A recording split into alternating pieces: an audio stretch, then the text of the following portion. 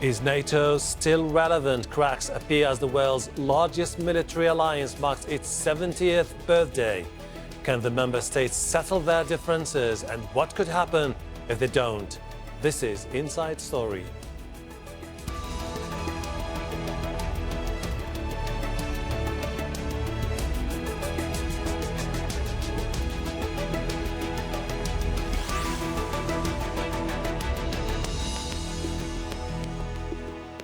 Hello and welcome to the program. I'm Hashem Ahelbarra. The world's biggest military alliance is facing a crisis.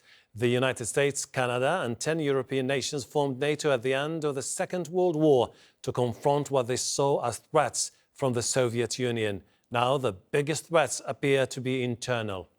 NATO now boasts 29 members and they are in London to mark the organization's birthday. But recently, the United States, Turkey and France have raised concerns about military spending and NATO's role in general. Our diplomatic editor, James Bays, explains. For the next couple of days, this is the man in the hot seat. Secretary-General Jens Stoltenberg has the unenviable task of chairing a meeting of NATO's leaders at a time the alliance faces big challenges. This gathering in London is supposed to mark NATO's 70th birthday. Its first headquarters were actually here in the British capital, in an area that now houses embassies. There are three main things, though, souring the mood. First, the Trump factor. The US leader arriving here at London's Stansted Airport doesn't like summits, and he has a particular dislike of NATO summits, repeatedly claiming other members aren't paying their way. Then there's the growing tension between France and Germany. In an interview, the French President, Emmanuel Macron, told The Economist that NATO was brain dead. This infuriated the German Chancellor Angela Merkel and exposed a growing rift between the two countries. Last but not least, the mounting doubts other NATO members have about Turkey. Not about the words of President Erdogan, but his actions, buying the S-400 missile system from Russia and carrying out its recent incursion into northern Syria. I covered the last NATO summit that was held in London here at Lancaster House 29 years ago. That was just months after the fall of the Berlin Wall and the end of the Cold War, and then there were questions about NATO's future. But the alliance then expanded, taking in the countries from the east before creating new roles for itself in the Balkans and Afghanistan. Almost 3 decades later, NATO's internal differences this time are even more public, being expressed by leaders themselves and therefore are potentially much more damaging. James Bays, Al Jazeera, London. Before the summit began, Turkey's president threatened to block defense plans for Baltic countries and Poland. He urged NATO to support his military intervention in Syria against a mainly Kurdish group of fighters that Turkey considers terrorists. NATO needs to act in a proactive manner against threats posed by terrorist organizations. It's inevitable that NATO is in need of readjusting itself against today's terrorist threats. We expect our allies to display strong cooperation with us against the threats that we are facing. The US President and NATO Secretary General pushed back against the French President's view that the alliance is brain dead. I think that's very insulting to a lot of different forces, including a man that does a very good job in running NATO. No, it has a great purpose, especially with the fact that NATO is becoming much more flexible in terms of what it looks at. But I was very surprised. I'd like to ask you, what did you think? He made a statement about NATO being brain dead. What did you think? Well, that's not the case, because actually NATO is active, NATO is agile, NATO is adapting, and we have just implemented the largest reinforcement of our collective defense since the end of the Cold War.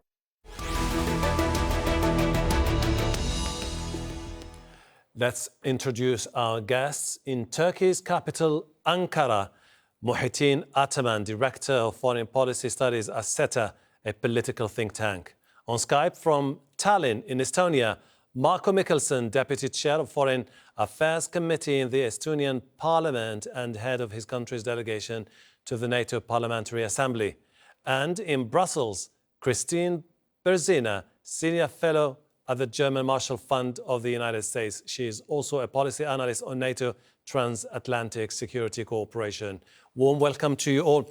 Muhittin, we're talking here about the future of NATO, and you saw that statement from President Recep Tayyip Erdogan saying basically that his country is planning to stop plans for defense for the Baltics and Poland if NATO does not provide military assistance to Turkey in its push against the SDF in northeastern Syria. Is this just a continuation of the strained relations between NATO and Turkey? When we look at the last several years, we see that there are significant conflicts between some of the NATO members and Turkey. Regarding the institution, the first crisis erupted when certain NATO members decided to dismantle Patriot missile defense system from Turkey and transfer it to the Eastern Europe. This was a kind of shock for Turkey, at a time when there was a huge political instability in Iraq and in Syria. The second one, and more importantly, some of the NATO members, unfortunately, have been supporting the Syrian branch of PKK, which is recognized as a terrorist organization by most of European countries and the United States. But they insistently deny that there is a direct official link between YPG and PKK. So they continue to support YPG in northern Syria. And Turkey has been calling NATO members to fulfill their responsibility against an ally, which is Turkey in this case. So that's why Turkey calls NATO members to make NATO more functional, not to declare it as a brain-dead organization. Marko, I mean, is this a temporary crisis or a deeper one? I mean, between Turkey and NATO, something that calls for the need to somehow redefine the whole transatlantic organization? NATO has been during last 70 years, but we celebrate today NATO's 70th anniversary.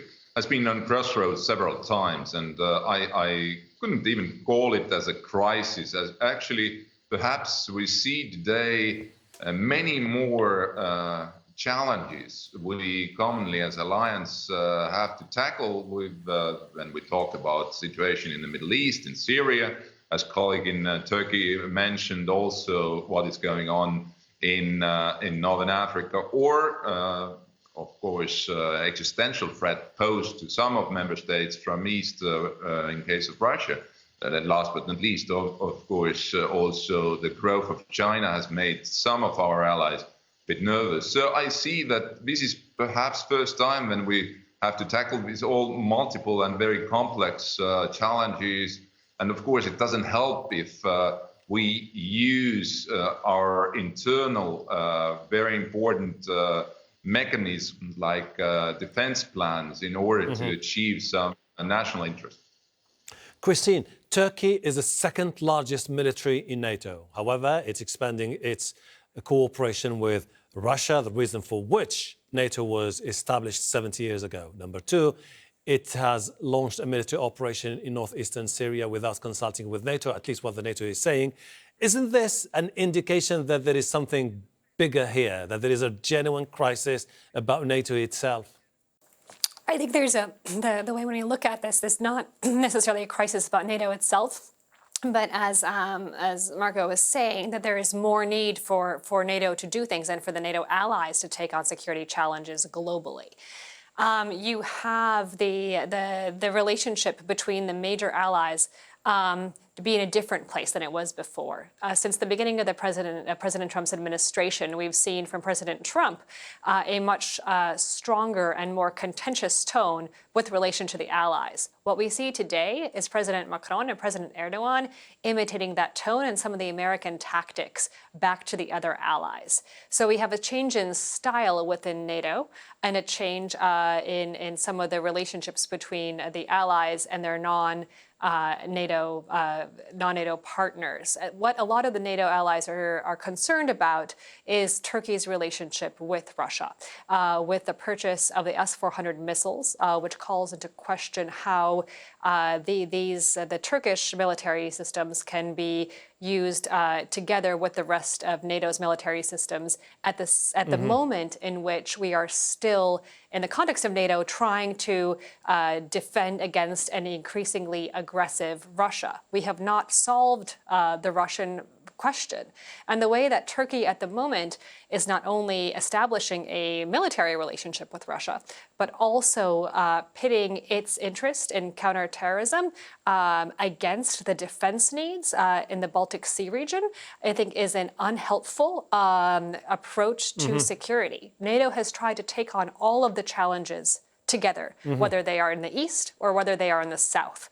And the change from Ankara that I'm seeing is saying that we cannot maybe have a 360 approach, as NATO calls it, but pitting the interests east against the interests south. Muhittin, I mean, Ankara says it is going to activate the S-400 anti-aircraft system as an independent system. But still, NATO says this is going to be counterproductive and it might undermine its defense capabilities. Isn't this something that could further just undermine the chances to bring the both together? You know, we have to differentiate two things. The first is the NATO as institution and the Secretary General of NATO never questioned the buying of S-400 from Turkey. And he made several explanations, Mr. Stoltenberg, declaring that Turkey has the right to buy S-400. By the way, a more important factor here is Turkey's rapprochement with Russia or buying S-400 from the Russian Federation is not the cause, but the result of authorization of some of the NATO members. So this is the main source of the problem. After they have dismantled Patriot missiles from Turkey, Turkey asked and attempted to buy this from the United States. But the United States government rejected to sell Patriots to Turkey. And at the end, it was an obligation for Turkey, a necessity for them to provide this in order to defend itself against the Middle Eastern threats. So unfortunately, Turkey has no problem with the NATO institution, but it has some conflicts and in terms of their perception and policies with certain NATO members. Let's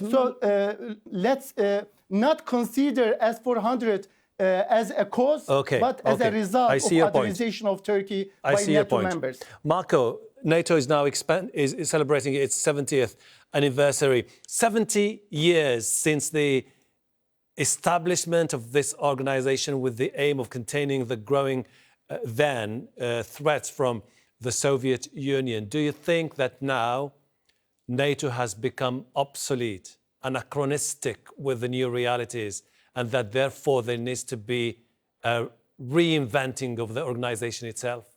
No, NATO is not obsolete. NATO is not in brain death. NATO is live.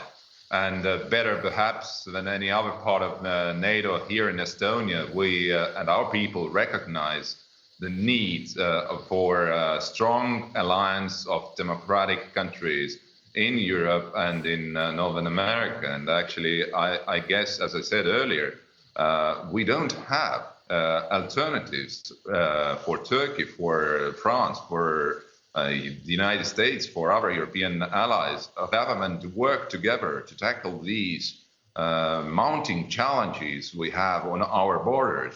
And I don't think that this is going to be very productive when we try to find solutions through the headlines. Actually, NATO has had many times during the last 70 years the situation. There are kind of, as I said, we were on a crossroad, but we all found unity, and this is what we hope to see tomorrow from London. But still, I mean, Kristine, if you look at the latest developments on the ground, the Americans, for example, are cutting back their financial contributions. They are basically saying that every country should be able to defend itself in the near future. Isn't the Trump administration determined to turn its back on NATO and look for different options in the near future? I completely disagree with that. If we even look at what you mentioned before, which is the change in budget contributions, how much the U.S. will spend for NATO operations. So simply meaning keeping the gears going, keeping the lights on here at headquarters. In that case, the U.S. contributions going down from 22% to 16%. But that change in funding for NATO is that money is going to still stay in Europe and contribute to U.S. Military actions and protection in Europe. So that isn't changing the U.S. defense stance in Europe. It's simply a reallocation of resources. So I don't think we should be concerned about that. And if you look at the press conference that President Trump had with Stoltenberg, you see that President Trump is very critical of Macron for his insults to NATO, causing these comments disrespectful and nasty. President Trump at the moment is showing himself and portraying himself as a commander-in-chief through his visit to Afghanistan last week, through his actions around the NATO summit. He is adopting a much more normal tone. He has extracted higher defense spending from many of the allies and was tweeting about this as his personal achievement. He was saying that in the past he was very angry with NATO. But that is not where he seems to be today. And so I think what we see instead is an evolution of President Trump's stance on NATO. I think he is able to see the particular changes that he wanted to see, and now is in fact offended when other allies, like President Macron, are insulting the institution. So we're in a very different situation for this particular summit than we have been in the past. Muhittin, however, many people agree with Macron when he declared NATO brain dead. Macron was critical of the US stance when it comes to NATO. He was critical of Turkey's military operation in northern eastern Syria, and he was basically trying to say that if it goes this way, the organization is going to be crippled in the near future. Yeah, it is interesting to discuss the future of NATO regarding Turkey. I think it's better to discuss the future of NATO regarding press perception of NATO. We all know that France left the military wing of the institution in the 1960s. When it comes to Turkey, none of the officials of Turkey they have questioned the Turkey's membership in the NATO. So there is no such problem, no such discussion point for the Turks. But when we look at the European countries, we see that several years ago they have initiated a new defense and security policy which is called PESCO. So probably France and some other European countries, they want the United States to interfere, to involve less in the security structure of Europe. But this is not how we see it. We as Turkey, we still see NATO as a strong, a deterrent military institution and alliance which guarantee the security of the European continent. And we are claiming that the security of Europe starts with Turkey. So Turkey has to be part of this institution in terms of struggling against any kind of challenges and threats directed to Europe and NATO. Marko, you said earlier that NATO should stay, that it's not obsolete. But when you have the president of the US asking NATO to further embrace Russia, when NATO was established as a deterrent against Russian growing influence in places like Ukraine, isn't this a conflicting stance when it comes to how to move forward as NATO is concerned? No, we live it at the time when political leaders in democratic societies also are sometimes too dependent on social media. But at the same time, what we see, what is happening on the ground, what is happening on the eastern flank of NATO, then U.S. commitment has grown significantly during the time of Trump's administration, specifically when we're talking about investments into European deterrence initiative, but also presence of U.S. forces in Europe. And don't forget, for next year, for instance, there is planned a major exercise, Defender 2020, which brings into Europe many more troops of the US for this particular exercise. So one is what is on a level of rhetorics, and I agree that at least what it takes from President Trump, we see that he doesn't speak anymore that NATO is obsolete.